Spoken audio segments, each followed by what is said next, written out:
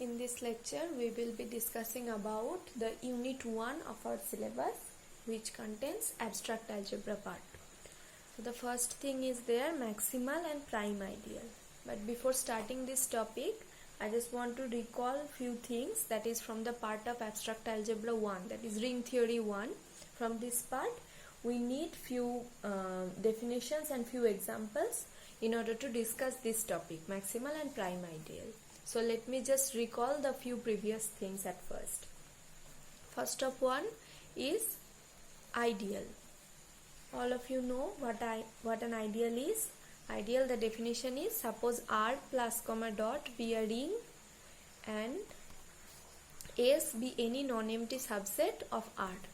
Then we will say S is an ideal of R if number 1, A minus B belongs to S for all A comma B belongs to S, and number 2, R dot A belongs to S comma A dot R belongs to S for all A belongs to S and R belongs to capital R. If these two conditions are satisfied by a non-empty set S of a ring R, then we will say that S is an ideal of R.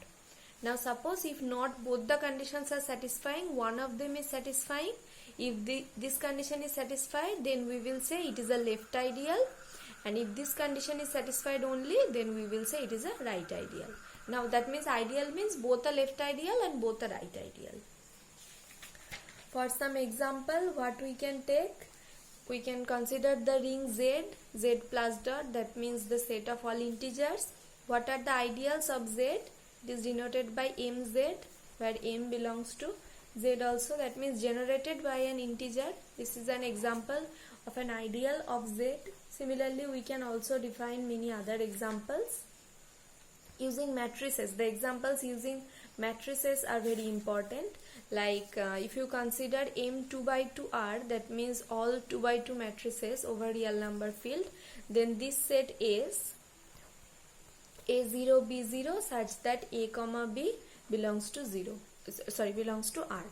This will form a left ideal of this M to R. Left ideal of this M to R, but not obviously a right ideal. You can check it easily. So these examples were very common in the chapter of ideal theory. Next, there are few algebra of ideals, like whenever S and T be two ideals, then S plus T will also be an ideal, and S intersection T will also be an ideal, but not necessarily S union T.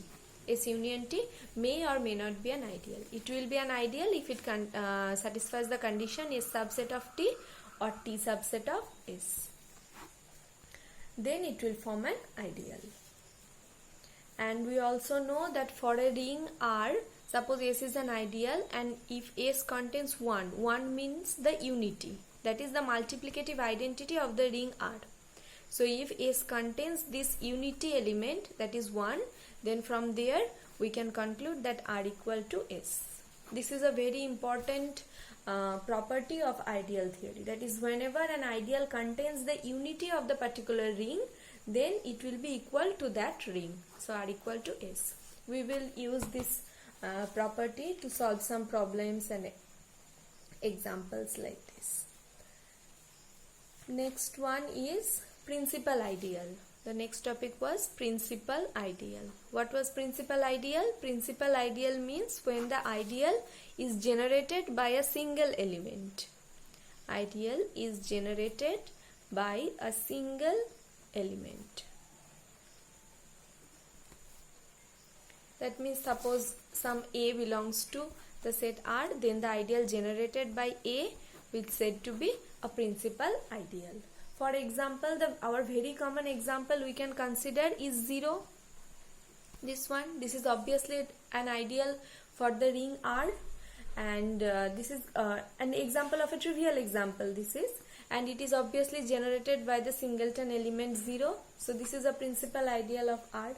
Similarly, if we consider the previous example, that is the example for Z, this one Z plus dot, then this mz, this is also a principal ideal, because this is generated by the integer m, m1, m2, m3 and so on. So this is generated by a single element m, which is an integer. So these type of ideals are also principal ideals of Z.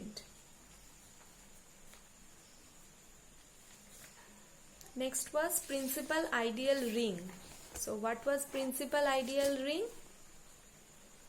Principal ideal ring means a ring is said to be a principal ideal ring if every ideal is a principal ideal.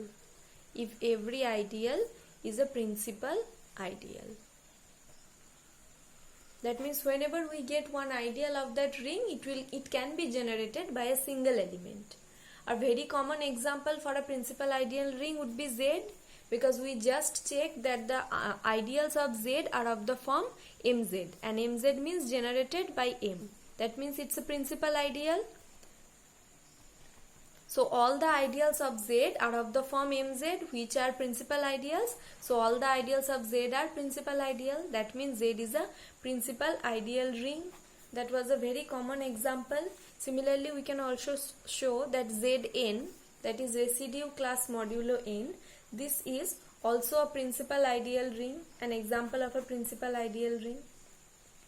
Okay, so these are the few old topics, and there were one more thing which was called quotient ring. You already know about it. I'm just recall it once. Quotient ring. So what was quotient ring?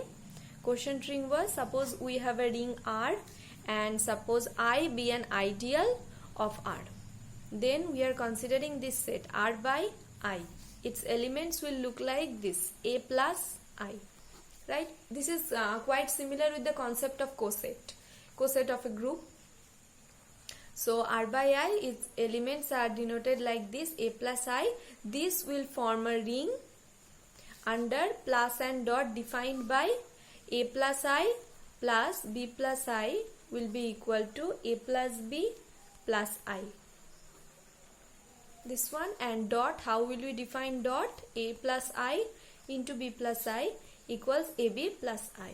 So this is how we define plus and dot for this set R by I, whose elements are of the form A plus I. Then this will form a ring under this plus and dot, and this ring is known as quotient ring of R by I, where I is an ideal of R. So this R by I, this type of rings are called quotient ring. For example, we can take 2Z, 6Z. These are the examples of quotient ring. Now we need this quotient ring concept for maximal ideals and prime ideals. So moving to the new topic, first one is prime ideal. So when we will say an ideal is a prime ideal, suppose R be a ring and P is an ideal of R. P is an ideal of R and P not equal to R. That means P is a proper subset. So P is a proper ideal of a ring R. It is said to be a prime ideal. That is, P is said to be a prime ideal if AB belongs to P.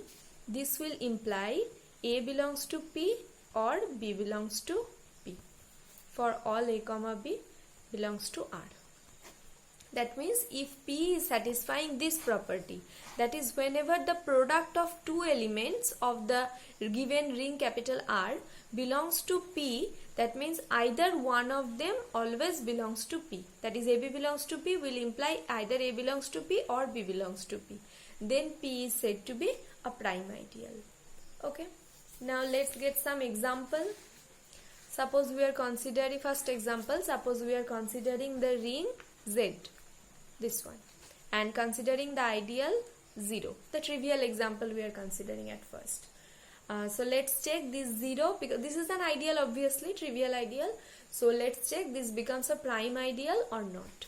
So let's suppose some AB belongs to this set 0. That means AB equal to 0 because this is the singleton set. Now AB equal to 0 in Z. Okay, that means the product of two integers is equal to 0. That means either one of them is 0. So either A equal to 0 or B equal to 0, or maybe both. Now whenever A equal to 0, that means A belongs to the singleton set 0, or whenever B belongs to 0, B equals to 0, that means B belongs to the singleton set 0. So either A belongs to 0 or B belongs to 0. We have started with this one and we get this and this. So from here we can say that singleton set 0 is a prime ideal of Z. Is a prime ideal of Z. Okay. Next, moving to another example, considering the same ring Z and considering the ideal 2Z. You know 2Z form an ideal of the ring Z. We want to check this becomes a prime ideal or not. So let's check it becomes a prime ideal or not. For that reason, let AB belongs to 2Z. Then AB will be of the form some 2K, right? That means 2 is a divisor of AB. 2 is a divisor of AB, right? Now whenever 2 is a divisor of AB, that means either 2 is a divisor of A or 2 is a divisor of B. That means at least one of them should be even, otherwise their product shouldn't be even. So at least 2 divides A or 2 divides B. If 2 divides A, then we can write, what we can write? A equal to some 2K1 or B or 2 divides B. So or we can write B equals to some 2K2. So in that case A belongs to 2Z. It is of the form 2K1, or in that case B belongs to 2Z. So in any case either A belongs to 2Z or B belongs to 2Z. So from here we can say that 2Z is a prime ideal of Z. Okay.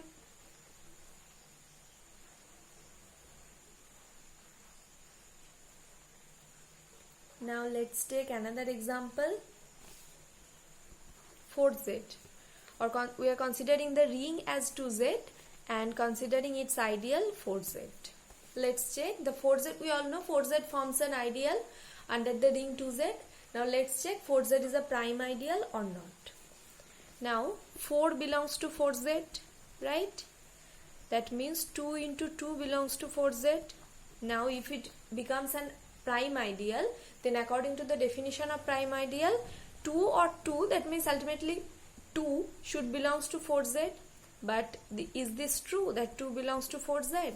No, 2 does not belongs to 4Z.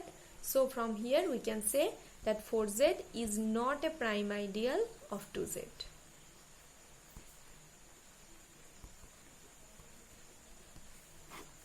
Okay. So here comes a question comes like, prove that 2Z is a prime ideal of the ring Z, but 4Z is not a prime ideal of 2Z. Okay. So this is the required example. Now next check another example of the same ring Z. If you consider Z, then 3Z and 6Z. Consider the ring, same example. Consider the ring Z and then 3Z. This will form a prime ideal. This 3Z will form a prime ideal.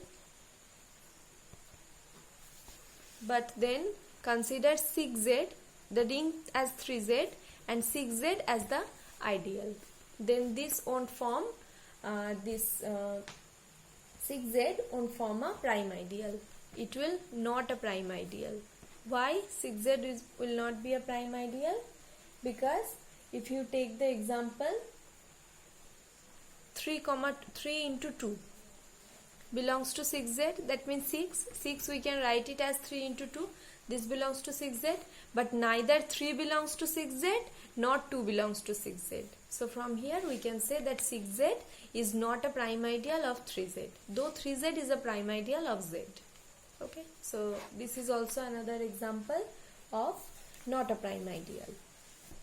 Next, moving to the next example, it is saying that the prime ideals of Z are the ideals PZ. The prime ideals of Z are PZ, where P is either 0 or a prime number. Where P is either 0 or a prime number.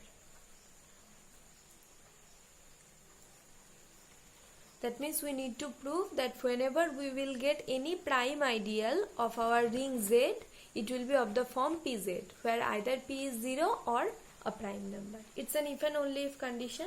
So at first let's consider that